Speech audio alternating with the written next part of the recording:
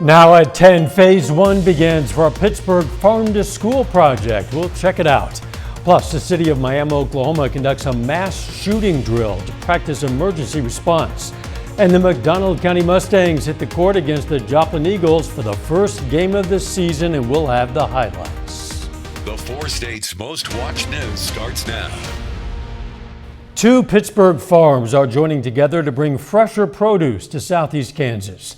This is KOAM News at 10. I'm Dow Quick. KOAM's Jalen Banks has more. Leafy Green Farms, along with Community Green Farms, are teaming up together to bring hydroponic farms to 10 area high schools.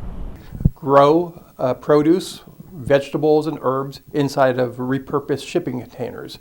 The shipping containers now house vertical towers, so we grow from floor to ceiling vegetables.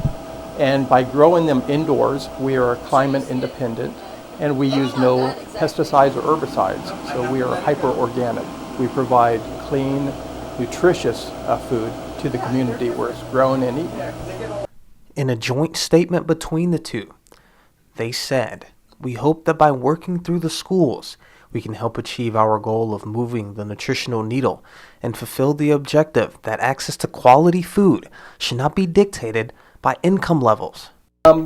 In southeast Kansas, we found that the food travels approximately about 1,500 miles from where it's harvested to your plate. That's too far. You're having nutritional degradation with the food traveling that far. To show the benefits that vertical farms have, they set one up at Pittsburgh High School, where the school is now able to get fresh produce weekly on site. And Forby says that over the course of the year, each vertical farm can grow up to 2 acres of produce. In Pittsburgh, Jalen Banks, KOAM News.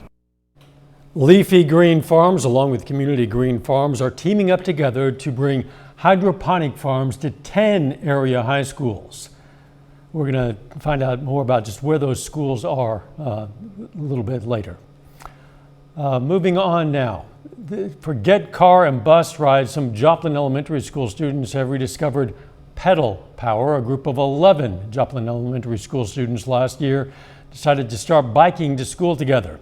A mother of elementary school kids decided to put together bike bus, as they call it. Riding to and from school is not only good exercise, but it also avoids the hassle with drop-off lines. The kids enjoy biking around the neighborhood with their friends. It's like a hill, and it zooms you down, and it makes you go super fast. And also racing, that's the best part, because sometimes we'll race to the school. The bike bus driver or leader, Christina Williams, says she's happy to help anyone who wants to start a bike bus in their neighborhood. Customers of Spire Natural Gas in Southwest Missouri are going to have to pay more. Spire West residential customers currently pay about 79 cents per 100 cubic feet of natural gas. That's climbing to 92 cents. That's an increase of close to 16.5%. The rate change starts on November 29th. According to the Missouri Public Service Commission, the price increase is largely due to estimated changes in the wholesale cost of natural gas. It looked real, but it was only a drill, as local law officers and others practiced how they would respond to large-scale mass violence. Integris Health, Miami Hospital, Miami Public Schools, and numerous area law enforcement agencies participated in the training scenario today. It was designed to challenge local resources and personnel with numerous mock injuries and casualties. So this gives us a chance to really practice it in a controlled setting, but still as realistic as possible. Having that interaction with the local ambulance crews and the air evac teams and local law enforcement, plus our medical teams. How are we going to get people here? Who's here? What we need to do. Normal emergency department operations and patient care at Integris Health Miami Hospital were not affected by that drill. A head-on crash claims the life of a southeast Kansas man. Authorities responded to the crash last night along Highway 400 on the Cherokee-Crawford County, Kansas line. They say 33-year-old Dakota Jones of Weir was driving east when he hit another car head-on. He died at the scene. The driver of the other car, 33-year-old Kenneth Messer, has serious injuries. Let's check in with Doug for a first look at the weather. Well, we've actually had a pretty good stretch of sunny skies. It was chilly over the weekend, slowly warming up over the past couple days. In fact, today 60, started at 33, average high is 56. So a few notches above where we should be for this time of the year, which we will take. It was been kind of cold the past couple weeks. All right, lower 40s right now. We're only going to dip back into the upper 30s later on tonight. We do have clear skies, but we're tracking our next storm system building out across the Pacific Northwest, and that system will start to change our weather up over the next few days. So 41 by 11, 39 by 7, overnight low of 38, clouds thickening up, and then we have to watch rain chances increasing for us late in the day tomorrow into tomorrow night. Of course, we're going to break this down for you here in just a bit. All right, see you then. As the winter season approaches, the Kansas Department of Transportation is preparing for at least the possibility of a harsh season. They do this every year. KDOT is also suffering from staffing shortages. If they do get hit with a really big storm, they say they might not be able to clear the roads as quickly because one operator has to do a shift, then they have to go refill their materials. But an official says they'll have to choose which roads to prioritize.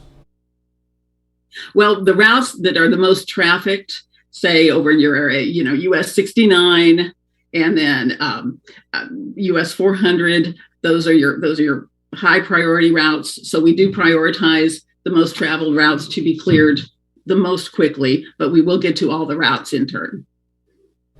Preparation is well underway. It typically begins as early as October. With the short staffing, KDOT is looking for seasonal workers. You can find out how to apply on KOAMnewsnow.com. And for those KDOT drivers and Kansas travelers, KDOT officials say US 169 is expected to open tomorrow to traffic between K39 at Chanute and US 54 at Iola. That section has been closed for reconstruction since December of last year. They say the reopening should occur tomorrow afternoon. The city of Carthage, Missouri celebrated the proclamation of a new yearly initiative starting this coming Saturday and continuing every Saturday after Thanksgiving. Those Saturdays are now going to be known as Carthage Small Business Saturday. Small Business Saturday is an initiative American Express formed in the midst of the 2010 recession. Shows that support and knows that they are a huge reason why our city is thriving the way it is. Our council of city leaders want our citizens to know how important our small businesses are, and we just have to support them. And so really everyone needs to come out, enjoy themselves, and support a small business. The Saturday after Thanksgiving was chosen to encourage people to shop small and bring more holiday shopping to small businesses. Speaking of the holidays, Liberty Utilities is getting into the Christmas spirit by helping the elderly with their Liberty Elves program. Every year, for more than 30 years, the company gathers nearly 200 names of elderly neighbors from local assisted agencies. Customers and employees can then choose a person from the list that they think should receive a gift. They buy a gift for that person. This year, Liberty is returning to in-person gifting. The lead elf encourages everybody to join in. It's not something you have to do alone. A lot of the people, their needs are what most of us might just consider necessities. So the wish lists are easy to fill, but you don't have to do it alone. Grab friends, grab coworkers, grab church groups, and just gather a team together that can come in and help you fill some of these wish lists. The recipients usually range from 65 to 85 years old, and typically, very often, they have no family or close friends nearby during the holidays. To learn how to get involved, go to our website or download the KOAM News Now app. You can support the Joplin Humane Society by buying ornaments called Joplin Hearts at local organizations. The ornaments are painted by local artist Eric Hahn, whose inspiration came from visiting other cities. Did that before COVID.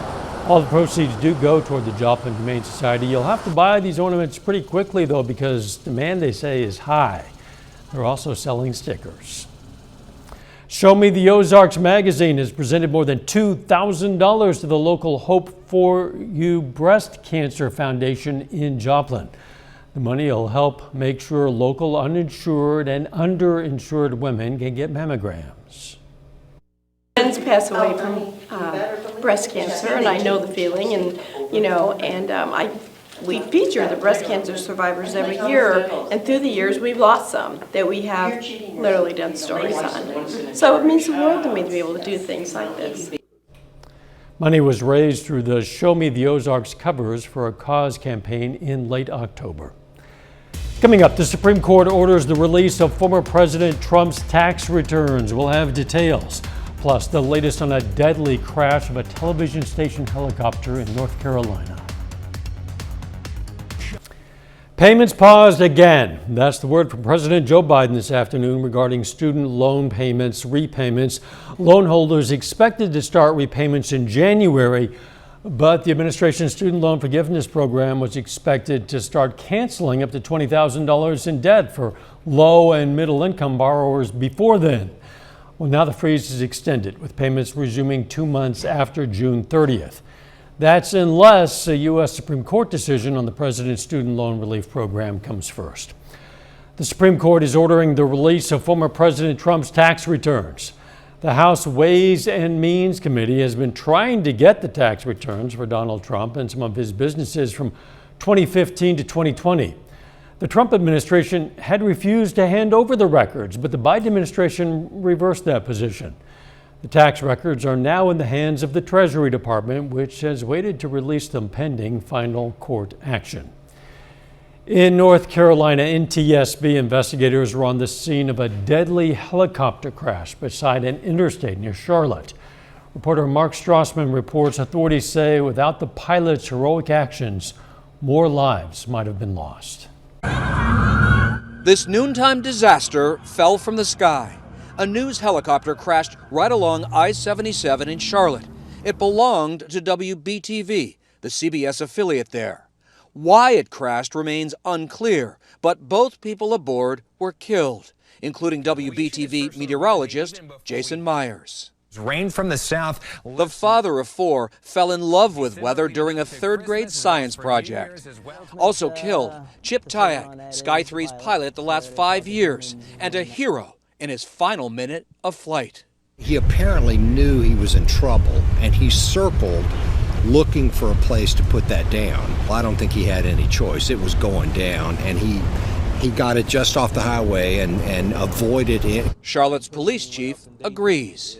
If that is truly the case, then that pilot is a hero in my eyes. Life-saving, but heartbreaking for WBTV. This is a family here at WBTV, and we are devastated. We're devastated for their families.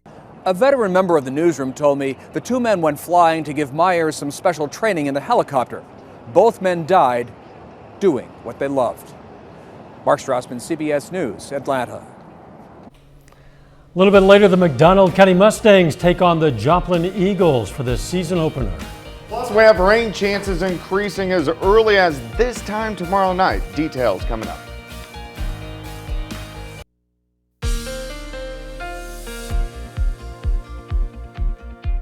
It definitely turned out to be another nice day for us today. 4th day in a row that we have seen plenty of sunshine across the region, slowly warming up each day. Unfortunately, the clouds are going to start to roll in late tonight. Nice shot, clear skies right now. Indigo Sky Casino and Resort, just outside of Seneca, Missouri. Well, let's move to 7th and Rangeline, sitting at 44 south winds, 5 to 10 humidity is at 76%. Here's your overnight planner into the morning. Slide back through the 40s, upper 30s, overnight low of 38. Look at the clouds increasing, 50 by 10. So we're still going to be mild by the time we head into the daytime hours tomorrow. It's still clear skies now, but you can see these clouds thickening up. Western Oklahoma down through the panhandles of Oklahoma and Texas into New Mexico. Kind of the first wave of the main system, which is out here across the Pacific Northwest. And this is really going to affect us a pretty long stretch. Really from tomorrow almost until Sunday. Here's the reason why. Look at this jet streak behind it. Big upper level low. Here's the jet stream. It's way up into Canada. Storm systems like to hang out next to the jet. Well, this is cut off from the jet stream, so it has nothing to shove it along, meaning it's a slow mover. So it just slowly meanders by as we go through the next several days. Should be out of here by the second half of the weekend. All right, let's break down the next few days for you. Look at the clouds increasing tonight, so mostly cloudy by morning. Upper 30s. Clouds thicken through the morning. We warm into the 50s. Here's the noon hour. By the afternoon, we warm into the upper 50s, 57 in Nevada, Anderson, 55 in Parsons, Veneta, 57. Look at the spotty light showers popping up. Showers increase tomorrow evening into the overnight hours. Heaviest, which it's not going to be, along and south of the I-44 corridor. A little more persistent rain tomorrow night after midnight along and south of I-44. Spotty showers to start the Thanksgiving day on Thursday north of I-44. Hit and miss showers Thanksgiving morning. It's most of the day is just going to be mostly cloudy. As we get into the afternoon, I think just kind of mostly cloudy skies. So it's not going to be pouring rain by any means on Thanksgiving, but we are going to have some showers out there, especially during the morning hours. All right, here's your day planner tomorrow. Clouds thicken, high temp, 58. Look at the rain chances start to creep up late tomorrow night. Scattered showers through the night into Thursday morning, and then they start to slide down a little bit late Thursday into Friday. But that's just the first half of the system. Here comes the main upper level wave. Again, mostly cloudy skies on Friday, a few random showers, southern counties. But here comes the main wave Friday night into Saturday, and this is going to give us our heaviest amounts of rain. I think most areas along and south of I-44, 1 to 2 inches by Saturday evening. The farther northwest you live, the lesser amounts you will get. 58 tomorrow, 53 on Thursday, 50 on Friday, a cool 45 on Saturday. Sunshine returns on Sunday. All right, so be aware of the possibility there could be some showers out there. Yes, and some wet roads. Thanks, John. Hey, just as millions of Americans are preparing to take advantage of Black Friday and Cyber Monday online deals, well, a recent survey is ranking the best and worst cities for package theft this year. That is theft from your porch. 4 California metro areas made the top 10 on the worst list, with the San Francisco Bay region number 1. Miami, Florida tops the list of places where porch pirates strike the least. That's followed by nearby Tampa. Still ahead, we're going to hear from the Lamar Tigers as they prepare to host Seneca in the Class II state semifinals. And the Joplin Eagles hit the floor for their season opener against McDonald County. Jacob Leonard has those highlights and more up next.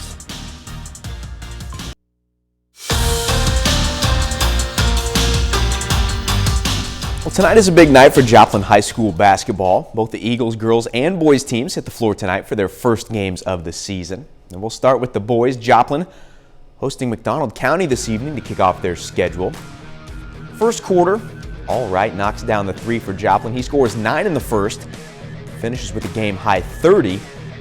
Then check this out. Pass a little deep, but Terrence Gibson slaps it back to his teammate Hobbs Gooch. Eagles lead most of the first, but on the other end, Cross Dowd, smooth pull-up. They're tied at 17 after 1. And to the second, more from Dowd. He had 11 in the first half, finished with 24. But it's Joplin up 2 at the break. Third quarter, Destin Dowd finds Sterling Woods for the lay-in. Mustangs up by as much as 8 in the third. At the end of the quarter, though, Hobbs Gooch steals. Breakaway two-handed jam. It's just a 2-point game going to the fourth. And under 30 seconds left, we're tied at 59. Woods, great pass to Toby Moore for the finish. That was the difference in the game. McDonald County goes into Joplin, knocks off the Eagles 61-59. On the girls' side, Joplin has Mount Vernon tonight in their first game. That one is final. Mount Vernon wins it by 12, 52-40. The Pittsburgh State men's basketball team will play their MIAA opener on Monday at home against Lincoln. First, though, the Gorillas have one more non-conference game tonight, facing NAIA member Harris Stowe. The Pitt State is 1-3 coming into this one, trying to avoid a third straight loss. The Gorillas do get it done tonight, winning 80-75. The Vette County High School product Magic Relaford leads the way for PSU with 23 points. Missouri Southern women are moving up the national rankings this week. The Lions have moved up 9 spots to number 10 in the latest WBCA poll released today. Now, this is the highest they've been ranked in the WBCA poll since 1993. Southern is 5-0 to start the season. They'll be back in action tomorrow night hosting Missouri SNT. The Lamar Tigers are back in the state semifinals for the 3rd straight season. The Tigers will be at home on Saturday facing Big 8 rival Seneca for a spot in the Class II state championship. Now the Tigers are 11-1 overall, and their only loss this season was to this Seneca team they're about to see on Saturday, all the way back in Week 4. Now normally, you really wouldn't see conference rivals meeting in the Final Four. That's what we get on Saturday, and it should be a unique atmosphere with 2 of the best football towns in Southwest Missouri squaring off for a spot in the state championship. It's going to be an old school atmosphere. You know, it's not going to feel like there's half the crowd's home streaming the game. It's going to feel like they're all here because Seneca's just going to bring their whole town up here. The whole town of Lamar is going to want to come over here and watch this thing because it's going to be a special game. Our community is always great at giving us a good atmosphere, but going down there, it was still a great atmosphere with their fans and our fans. So I'm hoping with everything going on and it being here, it'll be an even better game. And that's it for sports. We're back with more news right after this. Take time now to honor a local veteran. Robert Ennis served in the U.S. Navy from 1942 to 1944. World War II era veteran. Pittsburgh native received a Purple Heart, and we are proud to salute Ensign Robert Ennis, a 4-state hero. I know a lot of you have travel plans. If you have relatives who will be traveling, the roads might be a little bit wet. Yeah, they're going to start getting wet tomorrow evening, tomorrow night, into Thursday morning, and then especially late Friday into Saturday. Morning show starts at 5 a.m. Let's make it a great tomorrow.